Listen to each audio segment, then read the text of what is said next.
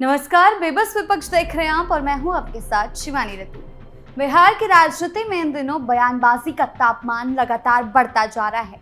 एक तरफ मुख्यमंत्री सम्राट चौधरी कानून व्यवस्था, एआई टेक्नोलॉजी और विकास के मुद्दों को लेकर आक्रामक नजर आ रहे हैं, तो वहीं विपक्ष सरकार पर घेरने की रणनीति के साथ काम कर रहा है। लेकिन जिस तरह से हर मुद्दे पर तेजस्वी यादव और आरजेडी की तरफ से तीखी प्रतिक्रिया सामने आ रही, उससे राजनीतिक गलियारों में ये चर्चा तेज है कि आखिर विपक्ष की बेचैनी और बौखलाहट क्यों बढ़ रही है। एनकाउंटर पर जातीय राजनीति का आरोप हो, पेट्रोल डीजल की कीमतों पर हमला हो या फिर केंद्र और राज्य सरकार पर सवाल, हर मुद्दे पर विपक्ष आक्रामक जरूर दिख रहा है, लेकिन सत्ता पक्ष अब पलटवार करते हुए भ्रष्टाचार के आरोपों से लेकर पुराने शासनकाल और कानून व्यवस्था के रिकॉर्ड को सामने ला रहा है। तो क्या कुछ चल रहा है, उस पर बात करेंगे, लेकिन उससे पहले एक नजर डालते हैं टॉप हेडलाइंस पर। बिहार में कास्ट बनाम क्राइम की सियासत तेज, जीतन राम मांझी का तेजस्वी पर बड़ा हमला। पेट्रोल डीजल की कीमतों पर तेजस्वी का सरकार पर तंज, एनडीए ने किया पलटवार। एआई समिट में सम्राट चौधरी का सियासी तंज, हरा गमछा बयान से गरमाई राजनीति। खबरों में सबसे पहले बात तेजस्वी यादव के एनकाउंटर को लेकर दिए गए बयान पर अब हो रही राजनीति की। पटना के ऑडिटोरियम में आयोजित एआई समिट में बिहार के मुख्यमंत्री सम्राट चौधरी ने कानून व्यवस्था, टेक्नोलॉजी और बिहार के विकास को लेकर कई बड़े बयान दिए। मंच से उन्होंने एक तरफ फ्रीज को काम में प्रेशर नहीं देने की चेतावनी दी, तो दूसरी तरफ पुलिस को अपराधियों के खिलाफ खुली छूट देने की बात कही। साफ कहा है कि अब बिहार में काम टालने वाले अधिकारियों की खैर नहीं। वहीं अपराधियों को लेकर भी दो टूक अंदाज में अपराधी की कोई जाति और धर्म नहीं होता, ये सम्राट चौधरी ने साफ कर दिया है। जो पुलिस को चुनौती देगा उसे 48 घंटे के अंदर जवाब मिलना चाहिए।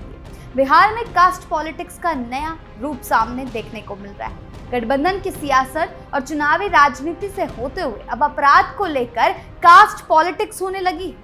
नेता प्रतिपक्ष तेजस्वी यादव ने आरोप लगाया है कि बिहार में जाति देखकर एनकाउंटर किए जा रहे हैं। तेजस्वी के जाति देखकर हो रहे एनकाउंटर वाले बयान पर अब केंद्रीय मंत्री जीतन राम मांझी ने पूरे डेटा के साथ लिस्ट थमा दी। अपने पोस्ट में क्या कुछ लिखा है उन्होंने और क्या क्या सवाल उठाए हैं, जरा देखिए। उन्होंने साफ कहा, आरजेडी से मेरे कुछ सवाल हैं। क्या वजह है कि बिहार की हर जेल में 40% कैदी एक ही जाति के होते हैं? दूसरा सवाल उन्होंने पूछा है कि क्या वजह है कि दलितों को सरकार द्वारा पट्टे देकर दी गई जमीन में से 50% से ज्यादा जमीन पर उसी एक जाति के लोगों ने जबरन कब्जा कर लिया है। अगला सवाल उनका है, क्या वजह है कि दलित अत्याचार कानून के तहत दर्ज होने वाले मामलों में लगभग 50% या उससे ज्यादा मामले उसी एक जाति के खिलाफ दर्ज होते हैं? क्या वजह है कि मुस्लिम कब्रिस्तानों पर हुए अतिक्रमण पर करीब 60% कब्जा उसी एक जाति का है? अगला सवाल उन्होंने किया कि क्या वजह है कि वक्फ बोर्ड की जमीन पर हुए अतिक्रमण में लगभग 65% से ज्यादा कब्जा उसी एक जाति का है? आखिर ऐसी भी क्या वजह है कि दंगे में मुस्लिमों पर अत्याचार के आरोप में दर्ज मामलों में करीब 40% लोग उसी एक जाति के होते हैं? उनका कहना है, अब जवाब देना होगा।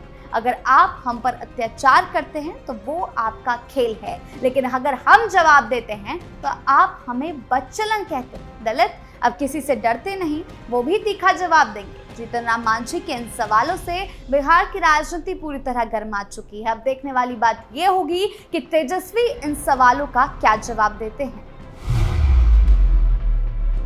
बात करते हैं अगली खबर की। बिहार समेत देश भर में पेट्रोल और डीजल की कीमतों में फिर बढ़ोतरी कर दी गई। तेल कंपनियों की ओर से जारी नई दरें शुक्रवार रात को लागू हो गई। नई कीमतों के मुताबिक पेट्रोल के दाम 87 पैसे प्रति लीटर और डीजल में 91 पैसे प्रति लीटर की वृद्धि हुई है। पटना में पेट्रोल की कीमत 110 रुपए से बढ़कर 111 रुपए लीटर हो गई, जबकि डीजल 96 रुपए से बढ़कर 97 रुपए प्रति लीटर पहुंच गया। अब इस मामले पर सियासत शुरू हो गई। नेता प्रतिपक्ष तेजस्वी यादव ने इस मामले को लेकर मोदी सरकार पर जमकर हमला बोला है। तेजस्वी ने सोशल मीडिया पर लिखा कि मोदी सरकार ने आज फिर पेट्रोल डीजल के दाम बढ़ा दिए। पूंजी परस्त एनडीए सरकार ने 10 दिनों में तेल की कीमतों में 5 रुपए की वृद्धि की है, ऐसा तेजस्वी का कहना है, यानी 50 पैसे प्रतिदिन। और अभी और बढ़ना है। तेजस्वी ने लिखा कि जब क्रूड ऑयल सस्ता था तब भी आपकी जेब काट निजी कंपनियों को मुनाफा दिला रहे थे, और अब भी जो भाव कच्चे तेल का 2014 में था अब उससे भी बहुत कम है, लेकिन पेट्रोल डीजल के दाम दोगुने हो गए। आने वाले दिनों में जनता को भयंकर महंगाई झेलनी पड़ेगी। प्राइवेट सेक्टर की नौकरियां जाएंगी, प्रवासी श्रमिक वापस लौटेंगे, लघु उद्योग धंधे कम होंगे, गरीबी बेरोजगारी बढ़ेगी। नेता प्रतिपक्ष ने साफ कहा कि नफरत का कारोबार, भाषणबाजी, रील्स और एंटरटेनमेंट के लिए जिसे चुना था वो फुल एंटरटेनमेंट मिलता रहेगा। नौकरी, गरीबी, महंगाई, बेरोजगारी, गांव, किसान, शिक्षा, अर्थव्यवस्था, सब पर गहन विचार विमर्श और ध्यान केंद्रित करने की बजाय इनका फोकस संवैधानिक संस्थाओं के दुरुपयोग, हैंडलाइन मैनेजमेंट, हिंदू मुस्लिम, मंदिर मस्जिद, गाय गोबर और स्थलों के नाम बदलने पर रहे। देखिए, तेजस्वी ने सरकार पर कई बड़े सवाल उठाए बढ़ते दामों को लेकर, लेकिन क्या तेजस्वी ये भूल रहे हैं कि उनके राज में, उनके पिता के राज में किस तरह से दाम बढ़ते थे? सिर्फ 1 या 2 रुपए अभी बढ़ रहे हैं, लेकिन उनकी सरकार के दौरान, उनके पिता की सरकार के दौरान ये आंकड़े एक ही बार में आसमान छूते थे। सवाल ये है कि जब उस दौरान तेजस्वी को दिक्कत नहीं थी तो अब इतना क्यों बौखला रहे हैं? जब लालू के राज में दाम आसमान छूते थे तो अब इन्हें इतनी बेचैनी क्यों है? आम जनता को इससे इतनी दिक्कत नहीं है, वो भी अभी देश के हालातों को समझ रही है। जहां हर देश को किल्लत भुगतनी पड़ रही है, वहां भी भारत में इस तरह के हालात नहीं बने कि किल्लत का सामना करना पड़े। ऐसे में तेजस्वी का हमला बोलना कई सवाल उठाता है, क्योंकि खुद उनके ऊपर बड़े भ्रष्टाचार के आरोप हैं। लैंड फॉर जॉब स्कैम हो या फिर IRCTC घोटाला मामला, अब 9 जून को बड़ा फैसला आ सकता है। तो ऐसे में वो कहावत है ना, जब खुद के घर कांच के हो तो दूसरों के घरों पर पत्थर नहीं मारा करते। तेजस्वी को ये बात समझने की जरूरत है, क्योंकि उनके ये सवाल अब उन पर ही भारी पड़ते हुए और बड़ी मुश्किलें खड़ी करते हुए दिखाई दे रहे हैं। बात करते हैं अगली खबर की। सम्राट चौधरी भी सियासी तंज के माहिर खिलाड़ी। पटना में आयोजित AI समिट के उद्घाटन सत्र के दौरान उन्होंने ऐसी बातें कही कि कुछ लोग हंसने लगे और कुछ गंभीर हो गए। कुछ ने ताली बजाई तो उन्होंने हरा गमछा रखने वालों का एग्जाम्पल देते हुए कहा कि एक बार AI से कह दिया जाए तो वो तुरंत सभी हरा गमछा वालों को पकड़ लेगा। उसके बाद CM ने सफाई देते हुए कहा कि किसी खास व्यक्ति और विशेष की ओर इशारा नहीं है। RJD के लोग हरा गमछा इस्तेमाल करते हैं, अब इन दिनों उनका स्थान टोपी ले रही है। राजधानी पटना के ऊर्जा भवन में सूचना प्रौद्योगिकी विभाग की ओर से आयोजित इस समिट में सम्राट चौधरी पहुंचे। उन्होंने सत्र का उद्घाटन किया। इस मौके पर नीतीश मिश्रा भी मौजूद रहे। CM ने इस मौके पर AI की भूमिका को सराहा।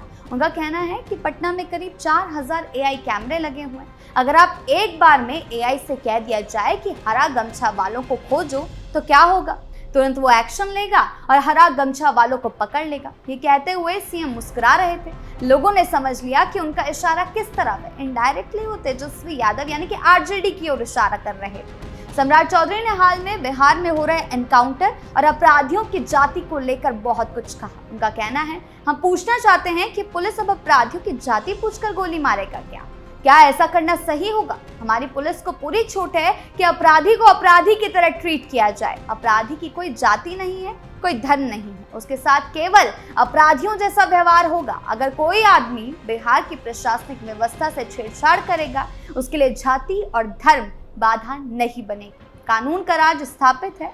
सम्राट चौधरी ने आगे बोलते हुए कहा, लोगों ने कभी कल्पना नहीं की थी कि करोड़ों की संख्या में लोग मोबाइल का इस्तेमाल कर पाएंगे। आज देश में 120 करोड़ लोगों के हाथ में मोबाइल। भारत विकसित हो रहा है तो बिहार को भी समृद्ध बनना होगा।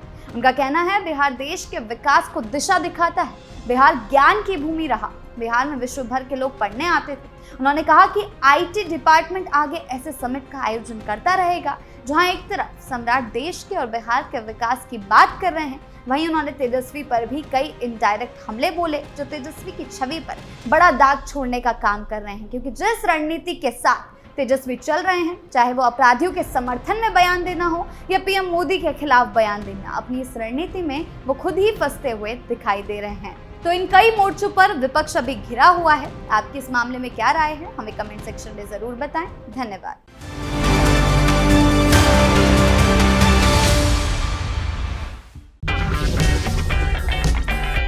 अगर आपको हमारा वीडियो पसंद आया हो तो इसे लाइक करें, हमारे चैनल को सब्सक्राइब करें और हाँ, बेल आइकन दबाना ना भूलें ताकि आप तक हमारे वीडियो की नोटिफिकेशन पहुंचती रहे। आप अपना सुझाव हमें कमेंट बॉक्स में दे सकते हैं। हमारे साथ जुड़ने के लिए शुक्रिया।